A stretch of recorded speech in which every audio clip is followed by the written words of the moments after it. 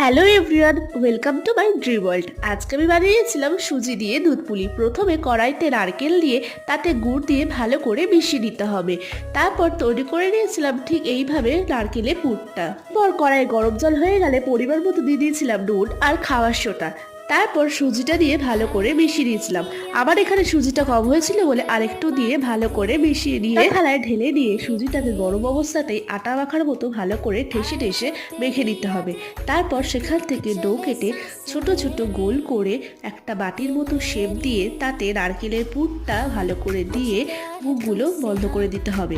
ঠিক এইভাবে তৈরি হয়ে গেছে আমাদের পুলি।